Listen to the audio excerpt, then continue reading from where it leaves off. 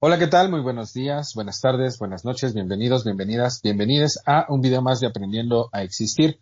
El día de hoy vamos a platicar sobre un tema muy en boga, muy actual, que probablemente la mayoría de nosotros tenemos y no nos hemos dado cuenta, que es el cansancio emocional. Y como siempre, pues nada mejor que platicar con Ana Paola al respecto. Bienvenida, Ana Paola, ¿cómo estás?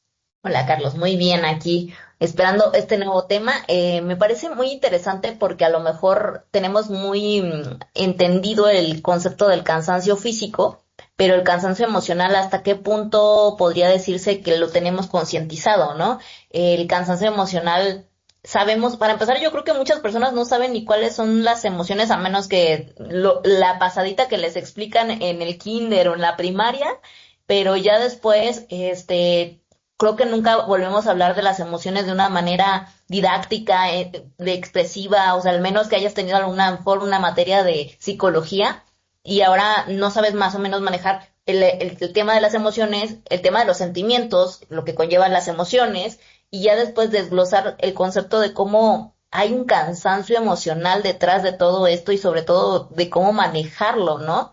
Me parece muy importante, sobre todo porque creo que la sociedad y sobre todo en las grandes ciudades que van mucho más rápido, que siempre estás constantemente con un estrés muy, muy, muy fuerte, una realidad alterada, dijeran por ahí, y que muchas personas ni siquiera sabemos el concepto básico de cómo son las emociones, cómo funcionan, cómo tenemos que gestionarlas. Ya hemos hablado anteriormente respecto a las emociones como tal, de los sentimientos y cómo gestionarlos, pero ahora el cansancio emocional, cómo gestionarlo ya cuando está todo en conjunto, ¿no? Creo que me parece muy importante, entonces pues podremos hablar de ello para empezar a que definir entonces qué es cansancio emocional. Ujú, ujú, efectivamente. Bueno, el cansancio emocional se definiría como el agotamiento psicológico que acontece a nivel profundo cuando una persona está demasiado tiempo sometida a estrés.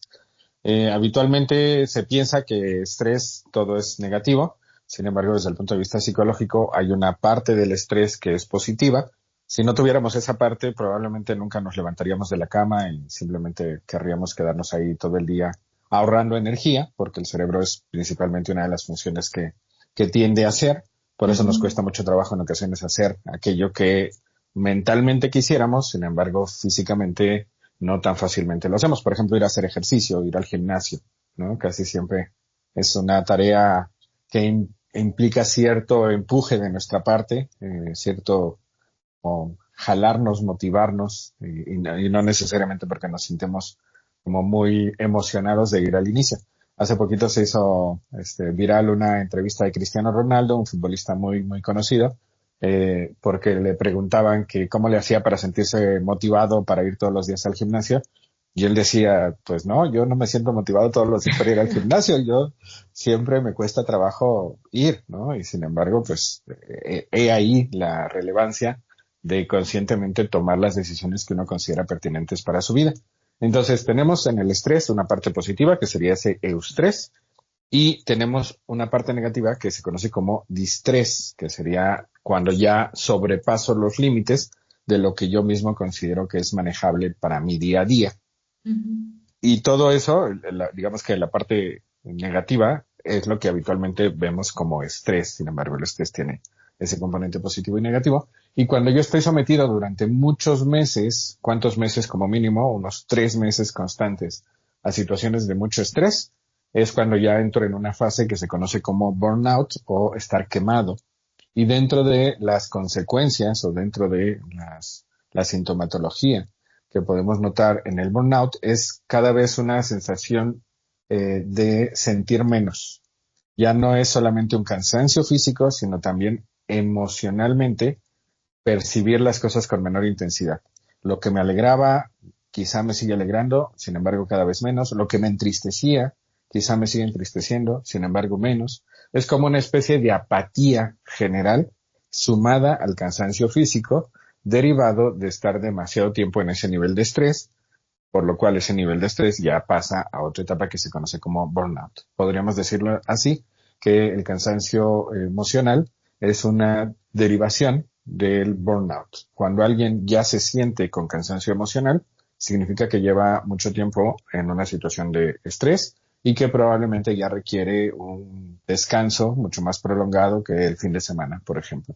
Ya Okay. requeriría pedir vacaciones o ya requeriría a lo mejor pedir una ausencia laboral por cierto tiempo, porque gran parte de lo que hacemos cotidianamente y que más nos estresa tiene que ver con el ámbito laboral. Aunque también es verdad que hay problemáticas familiares que pueden estar generando esta misma situación.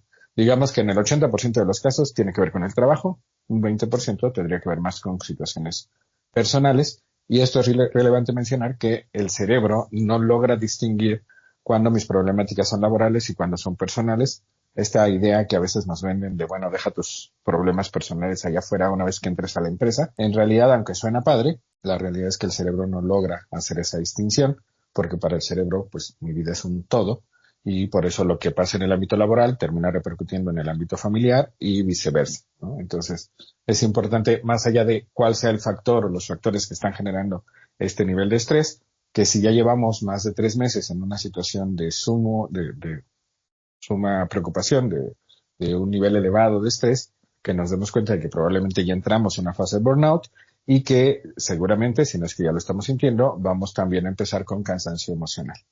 Okay. ¿Y qué pasa si este cansancio emocional no viene del trabajo específicamente? En el trabajo, como bien mencionas, puedes pedir vacaciones o inclusive renunciar al trabajo e intentar cambiar otro, buscar otra cosa que hacer, ¿no? Entre comillas.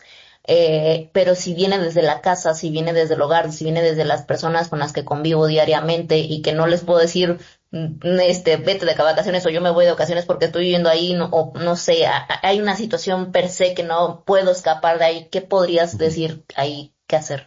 Bueno, lo ideal sería, de ser factible, sí poder tomarnos unas vacaciones, incluso del ámbito familiar, Okay. que mucha gente lo que acontece habitualmente es que aduce causas laborales del porqué de ese viaje, ¿no? Es como Ujú, muy común decir, pues me llamaron del trabajo para decirme que va a haber un congreso y entonces me despido una semana y nos vemos. ujú. Digo, es una de las excusas habituales que la gente puede ocupar para darse esas vacaciones de la familia. Sin embargo, lo idóneo sería poder ser honestos y decir, estoy agotado, estoy agotada, sobre todo las mujeres tienden a caer en esta situación porque les toca hacer triple chamba, ¿no? O 4 chambas o 5 chambas todos los días. Entonces, lo idóneo sí sería tomarse unas vacaciones y en caso de que no sea factible, tratar de disminuir el tiempo efectivo que uno pasa en ese entorno complicado. Si es en el trabajo, tomarse unas vacaciones del trabajo o tratar de estar la menor cantidad de tiempo posible ahí. Y si es en el caso de la casa, pues tratar de estar el menor tiempo posible ahí. Hay ocasiones en donde incluso es necesario mudarse. Por Ujú. ejemplo, a veces puede ser una persona que tiene problemas con su papá, con su mamá, con sus hermanos, hermanas, y pues mudarse tendría que ser como una de las posibilidades. Evidentemente, económicamente es muy complicado. Y entonces, cuando eso acontece o cuando las personas que acuden a psicoterapia son adolescentes, lo que se sugiere es que encuentren actividades fuera de casa que les agraden y al mismo tiempo les permitan disminuir la interacción con los miembros de la casa con los que se sienten en dificultades y que les están agotando emocional y mentalmente. Entonces, ese es, digamos que no hay atajo. No hay forma de que yo pueda seguir con la misma rutina sin que esa rutina me termine desgastando. Entonces, Ujú. es necesario cambiar la rutina. Ok, entonces si a lo mejor tengo estrés por demasiadas actividades, tengo que hacer una lista de actividades de las que estoy haciendo y que sí se pueden disminuir, bajar, quitar, cambiar, a lo mejor para yo meter una actividad que sí me genere más estabilidad, confianza, relax, descanso, cambio de panorama, ¿no? De perspectiva donde a lo mejor sea más creativa, porque generalmente la creatividad, pintura, o sea, algún arte ayuda mucho más a relajarnos, ¿no? Ujú, ujú.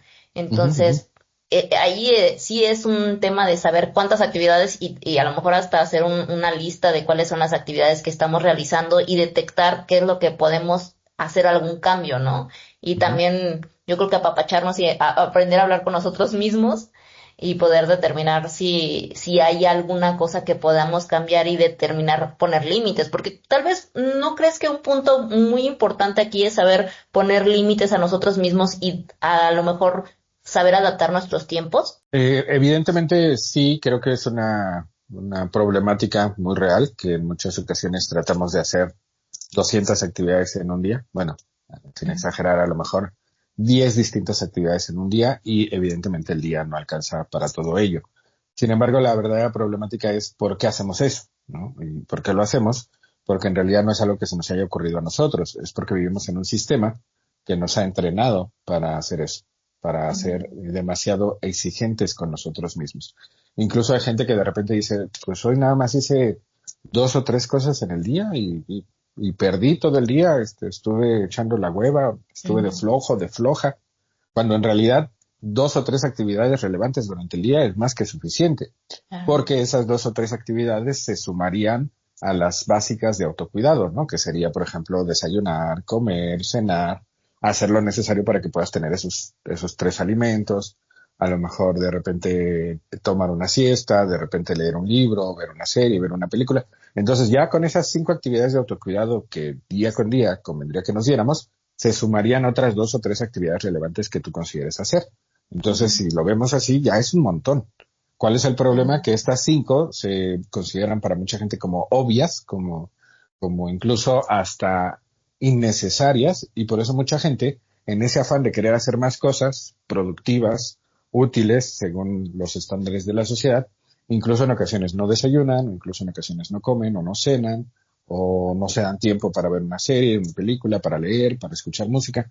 Simple y llanamente tratan de hacer todo al mismo tiempo y evidentemente con eso duplican tanto el estrés a nivel mental como a nivel físico como a nivel emocional. Entonces, esta parte es muy interesante en el sentido de que sí es pertinente poner límites, sin embargo, antes de identificar qué límites me conviene poner, lo que me conviene es cuestionar el cómo llegué a este nivel de autoexigencia. Porque si yo simplemente me enfoco en tratar de resolver la problemática sin darme cuenta cómo se originó, lo más probable es que este cambio no dure lo suficiente como para generar un nuevo hábito. Por eso es importante, y eso es lo que hacemos en la psicoterapia, tratar de que la gente no solamente modifique sus acciones, sino que también modifique sus pensamientos, porque son sus pensamientos, sus formas de pensar sobre cómo son los demás y cómo es la vida, son los que generan esas acciones. Nuestras acciones no surgen de la nada, sino que están de alguna manera supeditadas u originadas por nuestros pensamientos. Sin embargo, esos pensamientos tampoco son del todo míos. Son pensamientos que me introdujeron desde la infancia y tampoco son de mis padres, sino probablemente a mis padres, sus padres les educaron de la misma manera, porque al final es el sistema el que trata de alguna manera de que todo el tiempo estemos haciendo cosas productivas. Pero ¿qué pasa si entonces el sistema es casi imposible de cambiar y nosotros estamos saturados y además, como tú bien dices, entre comillas, se tiene que ser todo siempre productivo y hasta los trabajos están siendo muy mal pagados y que muchas veces necesitas 2, 3 trabajos, no sé si se pueda de 3 trabajos, pero por lo menos 2, muchas personas sí los tienen y que necesitan mucho tiempo de productividad o por lo menos estar en un trabajo porque a veces los trabajos necesitan horas nalga, por lo menos que estés ahí para que, no sé, aunque no Para estés que te terminando un paguen. proyecto, pero quieren las horas nalga y que estés ahí o que simplemente, no sé, en un trabajo de industria necesitan estar ahí parados mucho tiempo y sí los explotan y de todas maneras te necesitas terminar las otras actividades de tu hogar que ya no te dan tiempo también, ahí sí ya de por sí hay una sobresaturación y no puedes hacer absolutamente nada para poder determinar, o no sé si no puedes porque estás bloqueado, eso tú ya me lo dirás, para bloquear la situación de que cómo puedo sacar dinero si tengo todos estos 2 trabajos y todavía tengo todas las actividades detrás que me corresponden hacer porque pues en mi casa no lo van a hacer si no es que necesito sacar más dinero todavía y se vuelve un círculo Ujú, para poder cubrir todas las necesidades, inclusive simplemente las básicas. ujú. Es verdad que hay situaciones que no fácilmente se pueden resolver porque no me es factible dejar de comer, no me es factible dejar de pagar la renta, no me es factible dejar de pagar el gas, etcétera.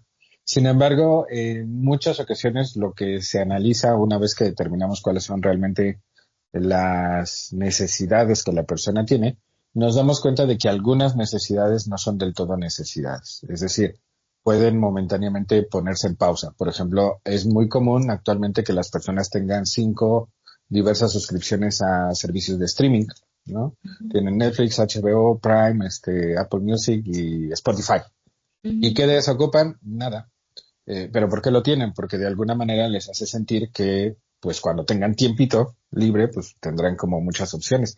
Y de hecho es muy raro porque en muchas ocasiones algunos consultantes me dicen que a veces tardan media hora o una hora en elegir qué programa van a ver, simplemente de una sola plataforma, porque hay tal oferta que llega un momento en donde ya que lo eligen, o sea, ya Ujú. pasó media hora o una hora, y luego se quedan dormidos, porque en realidad ya se agotaron simplemente al elegirlo. Entonces, sí es verdad que hay ocasiones y hay familias que literalmente no tienen ninguno de esos gastos innecesarios, que todo lo que gastan es literalmente para sobrevivir. Sin embargo, en muchas ocasiones sí hay pequeños gastos que creemos que son necesidades y Ujú. que en realidad podríamos empezar ahí a recortar. Y si yo empiezo a recortar esos gastos innecesarios, que claro que son placenteros y que de alguna manera la gente dice, bueno, pero pues me afleto tanto, pues para darme por lo menos ese gustito, ¿no? Para de Ujú. repente comprarme un café todos los días, que equivale, por ejemplo, si uno compra directamente en el Starbucks un café todos los días, pues equivale a 3,000 pesos aproximadamente al mes, comprando de los más baratos. Entonces, son 3,000 pesos por los cuales me tengo que fletar todos los días, que igual si no hiciera esa actividad, o a lo mejor me llevara, no sé, café de mi casa, encontrar otra manera, pues igual ya no me tengo que fletar tanto. Hay mucha gente que me ha tocado y que es gracioso porque apenas me aconteció hace unos días, que lo que hacen es que compran cada mes productos de Betterware o de Tupperware, ¿no? Ajá. Y entonces sus alacenas están repletas de contenedores y contenedores y termos Ujú. y, y en realidad ya cuando lo analizamos simplemente son como que los gastos que ellos consideran que son como lujos, Ujú. pero al mismo tiempo lo ven casi casi como algo necesario porque lo hacen mes con mes para justificar el por qué trabajan tanto. La Ok. parte interesante es, bueno, si yo dejo de comprar eso, quizá no necesite trabajar tanto. No, bueno, es que como trabajo tanto, ya no tengo tiempo para cocinar. Entonces, ¿qué hago? Que pido todos los días que me traigan comida en Uber o qué sé yo. Ujú. Bueno, igual y si de repente cortara ese hábito y empezara a cocinar, pues a lo mejor 2 o 3 días no necesito pedir y no necesito invertir tanto porque al final cocinar sale un poco más barato. Ujú. Entonces, sí hacemos una serie de cosas ya muy habituales sin cuestionarlas. No con ello estoy tratando de decir que todos podríamos comprar 3 departamentos, poner en renta dos y vivir en Ujú. uno, porque evidentemente eso no es factible. Sin embargo, sí creo que en muchas ocasiones, y eso lo vemos sobre todo cuando hay emergencias, hay Ujú. gastos que sí podemos recortar. O sea, cuando de repente hay, por ejemplo, un fallecimiento en algún hogar, se recortan drásticamente muchos gastos durante 2 o 3 meses para subsanar lo que se tuvo que invertir en ello, porque incluso fallecer sale caro. Y lo que acontece es que después de esos 2 o 3 meses, mucha gente simplemente retoma esos mismos, esos mismos gastos, sin darse cuenta de que si los pudo restringir durante 2 o 3 meses y su calidad de vida no empeoró significativamente, pues a lo mejor es un gasto que yo veo como necesario, que no lo es. Me, Entonces, es por me, ahí por donde entramos. Me parece muy interesante lo que mencionas y creo que se da mucho en la actualidad, sobre todo en el concepto de que, no sé, mi generación o generaciones más o menos como de entre, no sé, ahorita los 20 a los 40, se les pasan gastando como en ciertas cosas perfectamente de streaming, ¿no? Creo que en las generaciones anteriores, por ejemplo, mis abuelos o mi mamá todavía, sí eran como muy contundentes, o a lo mejor mi mamá sí era de las que lo voy a necesitar, lo compraba, ¿no? Pero, o si no, no, pero sí también he escuchado otro panorama, sobre todo personas que tienen hijos y que son madres solteras y que de plano, a pesar de que tienen esta dinámica de no gastar tanto, no tienen la capacidad a lo mejor de poder decir, ok, descanso y ya después me voy a relajar, a lo mejor tomándome ni siquiera un café de Starbucks, ¿no? Entonces, aquí no sé si también es hasta agresivo de cierta manera decir, ponte a meditar, ponte a respirar, ponte a hacer este tipo de cosas, porque genuinamente hay un punto de desahogo, de enojo, de frustración, de cansancio. ¿Qué se puede hacer en cosas donde de plano sí hay una situación familiar donde está sola la persona a cargo de muchas responsabilidades y con una situación donde, aparte explotada seguramente en su trabajo, y que las responsabilidades de los hijos, todo recae sobre una sola persona? Entonces, ¿qué puedes hacer en este tipo de desbordamiento emocional, desbordamiento de responsabilidades, y que no es tan fácil Ujú. hacer un comentario o una situación de ayuda o de apoyo? Claro. Bueno, lo primero es que necesitamos también identificar que en muchas ocasiones creemos estar más solos de lo que en realidad estamos. Ujú, ¿A qué me refiero? A que en muchas ocasiones tenemos en el consultorio a mamás que tienen ujú. hijos adolescentes o hijos adultos que Sí, les sí, siguen sí. haciendo todas las actividades como si fueran niños, Ujú. ¿no? Y decir, bueno, pues es que estoy sobresaturada porque tengo que llegar a casa, tengo que cocinar, tengo que lavar la ropa de toda mi familia, tengo que... Y llega un momento en donde la narrativa parecería que estamos hablando de niños, Sí. de que no hay adolescentes ni adultos en casa.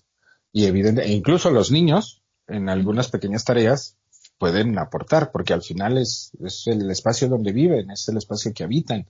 Entonces, me parece que en muchas ocasiones sí hay una sobresaturación, porque, reitero, no porque a la mujer se le haya ocurrido hacer esto, o la persona en cuestión, porque bueno, también puede ser que los hombres lo pueden hacer si viven solo con sus hijos. Sin embargo, es más factible que Muy las mujeres lo común. tiendan a hacer. Ujú. ¿Por qué lo hacen? Porque fueron entrenadas o fueron entrenados para hacerlo de esta manera. Y por eso lo primero que se tiene que cuestionar es justo el por qué lo hacemos. ¿Qué es lo que generalmente se sugiere? Pues pedirle a la persona en cuestión que apoye, no que ayude, ¿no? Que apoye haciendo su propio desayuno, su propia cena, su propia comida, lavando su propia ropa. No es me estás ayudando, es de alguna manera estás empezando a organizar tus propias actividades en función de una autosuficiencia necesaria, que quizá no es imprescindible para el día de hoy porque yo todavía estoy aquí. Sin embargo, el día de mañana, si algo me acontece, tú no vas a saber hacer absolutamente nada. Entonces, sí creo que en muchas ocasiones hay cierta carga que sí se puede delegar. Ujú. Que no se quiera delegar porque no lo hacen bien, porque no lo hacen como yo, porque no lavan tan bien el baño como a mí me gustaría, porque no les queda tan rico. Pues no. Sin embargo, ya no puedes más. Es Sí. necesario que lo sueltes. Entonces, ese pequeño soltar esas actividades, entendiendo que son actividades que no son propias de la persona, son actividades que la persona ha asumido y que en algún momento, aunque podría haberlas delegado, las siguió haciendo. Porque es una forma de mostrar amor, porque es una forma de mostrar cariño, cuidado, aprecio. Sí, sí, sí. El problema es, yo ya no puedo Ujú. más. Y antes de que una enfermedad crónica me lleve al hospital y pues literalmente ya no pueda hacer nada, lo idóneo sería que las personas empezaran a delegar poco a poquito estas actividades, entendiendo que nunca les va a quedar tan genial como cuando lo hacen ellas, y sin embargo, pues ya no hacerlas es un montón. ¿Qué Queda otras actividades suficiente. se sugieren? Digamos que las tres primeras actividades serían, uno, delegar ciertas actividades; dos, tratar de iniciar un poco actividades fuera del espacio en casa. Por ejemplo, lo más básico que se sugiere es caminar. Ujú. Si uno camina por el espacio de 10 minutos constantes, el cerebro ya empieza a ubicar esa caminata como ejercicio. Entonces es la forma más básica de regresar a hacer ejercicio, que también es importante para disminuir el nivel de estrés.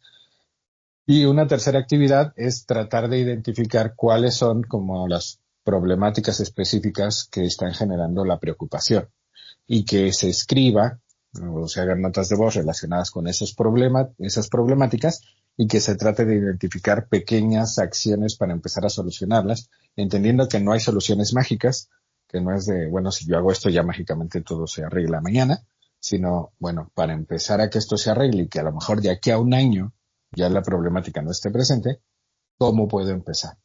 Y entonces es comenzar a actuar en en esa solución o en ese proyecto de solución a largo plazo, tratando de no enfocarse simple y llanamente en seguir haciendo las rutinas porque se tienen que hacer así, porque llevamos años haciéndolas así, porque esto es lo que hay, porque esto es lo que me toca, porque es mi cruz que me toca cargar, no, sino entender que en muchas ocasiones nuestra propia conducta, que es con la mejor de las intenciones, está generando que la problemática no solamente permanezca, sino que vaya en aumento. Llega un momento en donde sí los hijos u otras personas que están en el entorno familiar, pues tienen que conseguir un empleo de medio tiempo, ¿no? A muchos nos tocó estudiar y trabajar. Las tres principales estrategias que se pueden implementar es, punto número uno, tratar de identificar cuáles son esas pequeñas actividades que se pueden delegar. Punto número dos, tratar de disminuir un poco la estancia en ese espacio que puede ser sumamente estresante, sea el trabajo, sea la casa. Por ejemplo, haciendo ejercicio, que lo mínimo que uno puede hacer para que el cerebro ya empiece a registrar que ese ejercicio son caminar 10 minutos constantes sin pararnos. Y una tercera acción que también podemos hacer es identificar precisamente cuáles son las personas con las cuales tengo alguna situación problemática o cuáles son las situaciones que más me están preocupando y tratar de escribir al respecto, no solo cómo me siento, no solo qué pienso, sino qué posibles opciones tengo para empezar a solucionarlo, entendiendo que no hay soluciones mágicas y que a lo mejor algunas soluciones van a ser hasta dentro de un año. Sin embargo, si yo no empiezo hoy, pues en lugar de finalizar esta problemática en un año, nos vamos a aventar 10 más, ¿no? Ajá. Entonces, creo que empezar por ahí es justamente donde es factible. Y aunque parece muy obvio, la verdad es que la gente, justamente como ya está agotada mental y emocionalmente, no ve por dónde empezar. Entonces, lo que hacemos en la psicoterapia con los pequeños retos terapéuticos es empezar a encauzarles en estas direcciones, ¿no? Tratar de identificar por dónde, según cada situación familiar, porque cada persona es distinta, cada familia es única. Entonces, dependiendo de todo eso, ir identificando por dónde podemos empezar.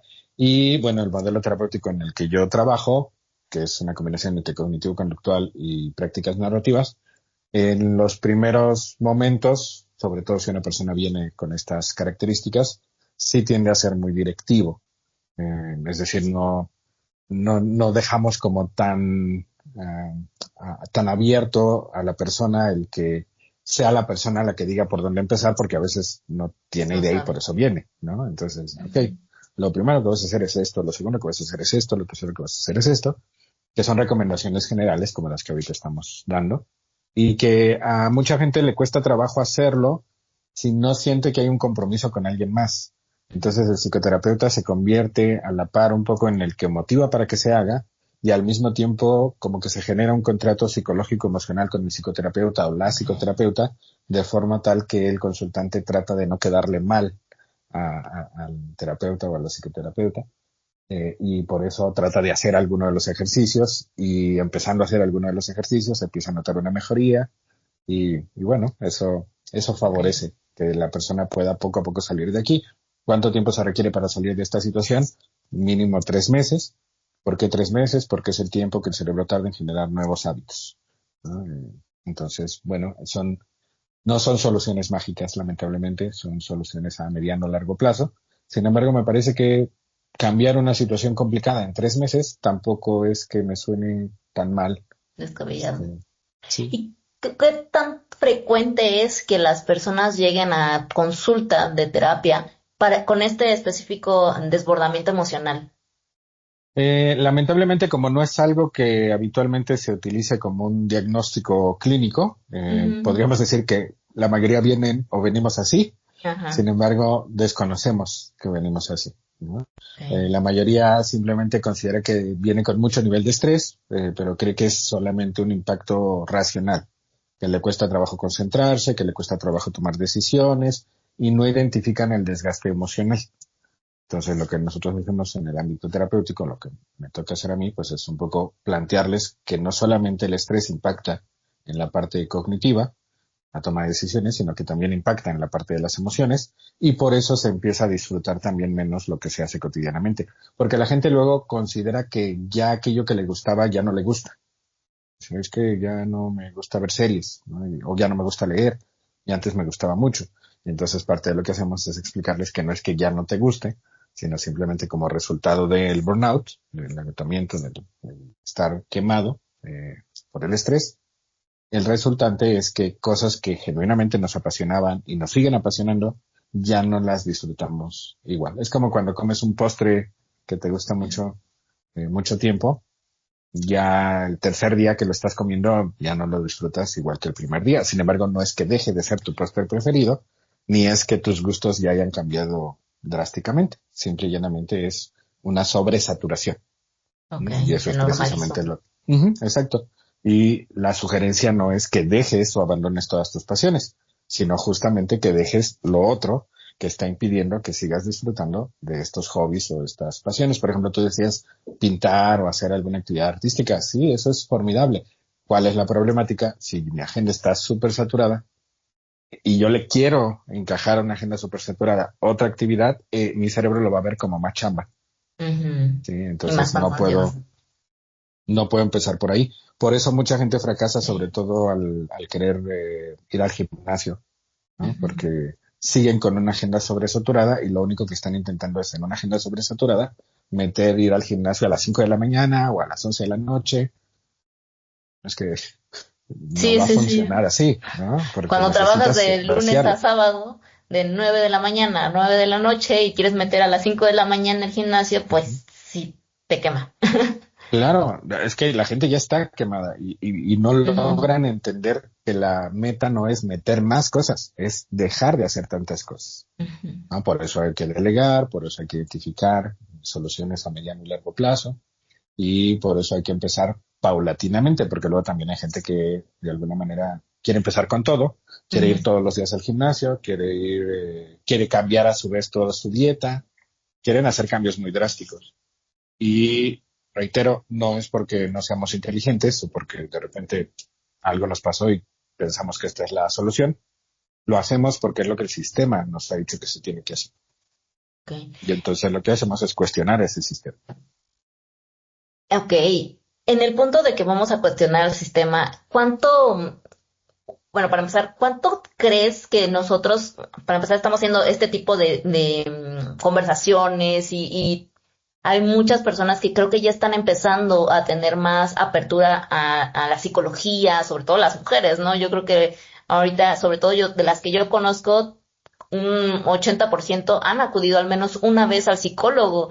Entonces, me parece muy importante este cambio cultural que se está dando y esta apertura también a entender sobre las emociones, sobre los sentimientos, qué es lo que necesito, qué es lo que necesito, poner límites.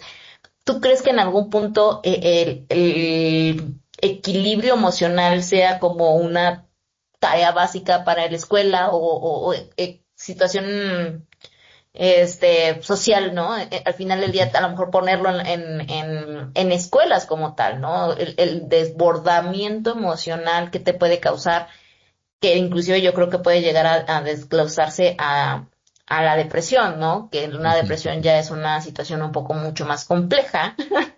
Entonces, ¿cómo lo manejarías tú en este término de llevarlos a las escuelas o cómo llevarlo a lo mejor ya para un nivel más básico para los niños? Claro.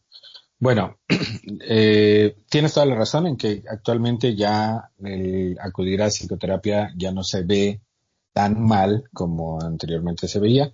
Se sigue viendo un poco mal porque es como asumir ante otros que no puedes solo, no puedes sola y que Ujú. necesitas de alguien que te ayude. No es lo mismo decir, tengo que ir al médico, porque ahí entendemos que como no somos expertos en medicamento o en sintomatología, de mi modo, me tengo que poner en manos del otro. Sin embargo, sigue habiendo como este mito de que yo debería ser capaz de entenderme y ser capaz de gestionarme solito y que entonces depender de otro para hacerlo no siempre es lo mejor visto, sobre todo en situaciones socioeconómicas bajas, ¿no? Ujú. Situaciones socioeconómicas medias y altas se ve incluso como parte de un privilegio que se tiene para poder pagar los servicios de un psicólogo o psicóloga. Ujú. Sin embargo, luego de la pandemia, evidentemente, yo creo que a nivel mundial se entendió de mejor manera la relevancia de tener una estabilidad no solamente física, sino también emocional, mental, y por ese motivo me parece que nuestra carrera sí se apuntaló muchísimo luego del COVID. Sin embargo, ¿cómo llevarlo a entornos del día a día, a escuelas, cómo poder enseñarlo desde ahí. Evidentemente, convendría empezar a enseñarlo, yo creo que desde la primaria. Ujú. Creo que se tendría que hacer cambios significativos en los libros de texto para empezar a incluir esta parte tanto filosófica como psicológica. La problemática es que mientras el sistema en el que vivimos, porque pues, también en México estamos inmersos al estar tan cerca de Estados Unidos, que es el país hegemónico en el sistema capitalista, y pues somos un poco como seguimos siendo un poco como el patio trasero de Estados Unidos, es difícil que en un sistema capitalista realmente esto pueda cambiar de raíz. ¿Por qué? Porque la educación que se puede brindar en el aula durante cierto número de horas cotidianas choca con lo que socialmente se nos está inculcando y se nos sigue inculcando desde la perspectiva del capitalismo. Lo que Ujú. vemos en redes sociales. O sea, si comparamos cuántas horas paso aprendiendo sobre este tema, pongámoslo así, 1 hora al día. 1 hora al día yo recibo, porque ya logró cambiar mi libro de texto y ahora sí se le pone relevancia en la parte emocional. 1 hora al día contra 3 horas que paso en Instagram, 2 que paso en TikTok, eh, 5 que paso viendo series y películas gringas que de alguna manera también me están educando, porque me están diciendo, pues tienes que ir por más, tienes que tener más, si ya tienes una pantalla de este tamaño, ahora tienes que ir por esta, y si ya tienes un carro de tal modelo, pues ahora ve por uno más reciente.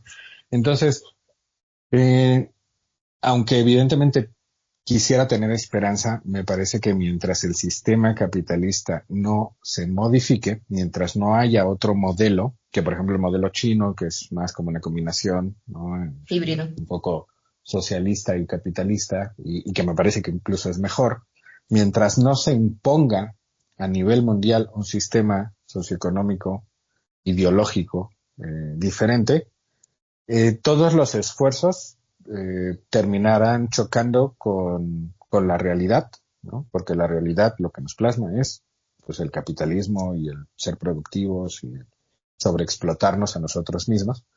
Entonces, yo es lo que haría, ¿no? Intentar un poco como llevarlo desde la primaria y tratar de favorecer para que los niños lo vayan aprendiendo.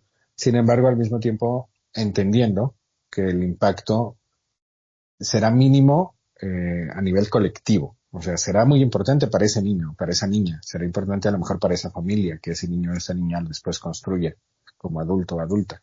Sin embargo, el sistema tiene que cambiar para que realmente todo esto se modifique. Eh, entonces, aunque trato de ser optimista, al mismo tiempo creo genuinamente que si el sistema sigue imperando, nosotros como psicólogos todo el tiempo vamos a tener chamba, porque incluso la gente está consciente racionalmente de que lo que está haciendo está mal y sin Ujú. embargo no lo deja de hacer. Está consciente de que trabajar 2 horas al día no es sano y sin embargo no lo deja de hacer.